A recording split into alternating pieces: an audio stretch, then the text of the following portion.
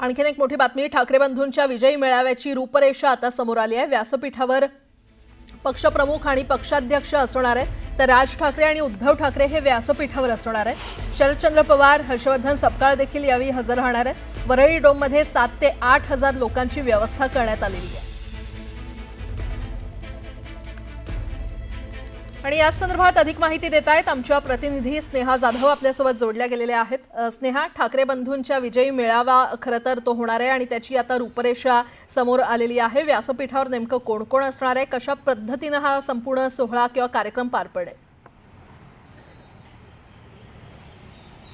नक्कीच 5 तारखेला जो विजयी मेळावा पार पडणार आहे त्या अनुषंगाने बरीच तयारी देखील सुरू आहे। दोन्ही पक्षांकडून म्हणजेच मनसेकडून देखील आणि शिवसेना उद्धव बाळासाहेब ठाकरे या पक्षांकडून, या दोन्ही पक्षांकडून कालच आज जर आपण पाहिलं तर वरळी डोमची पाहणी करण्यात आलेली होती आणि सतत बैठका देखील सुरू असतात की कशा प्रकारे नियोजन करण्यात येईल। कारण आपण जर पाहिलं तर वरळी डोमची आसन व्यवस्था 7 ते 8 हजार इतकी आहे, परंतु गर्दी अलोट गर्दी त्या ठिकाणी जमणार आहे आणि तिथे कोणाचीही गैरसोय होऊ नये या अनुषंगाने जो वरळी डोमचा परिसर आहे त्याच्याच बाहेर देखील स्क्रीनिंग लावण्यात येणार आहे। म्हणजे येणारा जाणारा माणूस ते स्क्रीनिंगवरती आतमध्ये काय चालू आहे, भाषण कोणते सुरू आहेत हे देखील पाहू शकतात। तसंच जर आपण पाहिलं तर पार्किंगची देखील या लोकांनी दखल घेतलेली आहे। बरीच लोक येणार आहेत, त्यांच्या गाड्या असणार आहेत, आतमध्ये बेसमेंटमध्ये ही पार्किंग असेल आणि त्याच अनुषंगाने 400 ते 500 गाड्या या बेसमेंटमध्ये पार्किंगसाठी लावण्यात येतील अशी देखील व्यवस्था या अनुषंगाने करण्यात येते। तसंच जर आपण पाहिलं तर गर्दी अलॉट होणार आहे, त्यामुळे सेक्शन्स देखील दोन्ही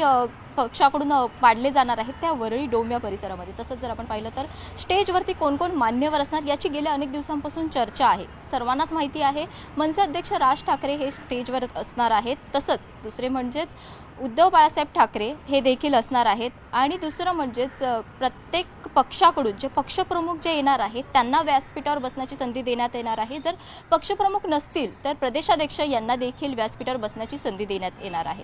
तसंच दोन्ही नेत्यांचे भाषण होतील, म्हणजे अर्थातच उद्धव ठाकरे आणि राज ठाकरे यांचे भाषण जे आहे ते ऐकण्यासाठीच खरं तर महाराष्ट्रभरातून मराठी लोक येणार आहेत आणि दुसरं म्हणजेच जे पक्षप्रमुख येतील त्यांचे देखील भाषण होतील, परंतु त्यांचे भाषण काही वेळासाठी असतील। तर पक्षप्रमुख जे आपले मनसे अध्यक्ष राज ठाकरे तसंच उद्धव ठाकरे यांचे भाषण जे असेल ते बऱ्याच काळासाठी असेल, म्हणजेच अर्धा तासासाठी किमान तरी ही भाषणं सुरू राहतील आणि हीच भाषण ऐकण्यासाठी नेमकं 5 तारखेच्या विजयी मेळाव्यादरम्यान काय घडतं वरळी डोममध्ये हे पाहण्यासाठी महाराष्ट्रभरातून लोक येणार आहेत आणि त्याचेच नियोजन करण्यासाठी मनसेकडून बऱ्याच बैठका देखील घेतल्या जात आहेत। आता देखील काही वेळानंतर मनसेचे राज ठाकरे। स्नेहा, वेळोवेळी तुमच्याकडून अपडेट घेत राहू, तुर्तास धन्यवाद या संपूर्ण माहितीसाठी। दरम्यान आणखीन एक मोठी बातमी, आज शिवतीर्थ इथे मनसे नेत्यांची बैठक होणार आहे। दुपारी 12:30 वाजता मनसे अध्यक्ष राज ठाकरे यांच्या अध्यक्षतेखाली ही बैठक होणार आहे। या बैठकीसाठी मनसेचे नितीन सरदेसाई, बाळा नांदगावकर,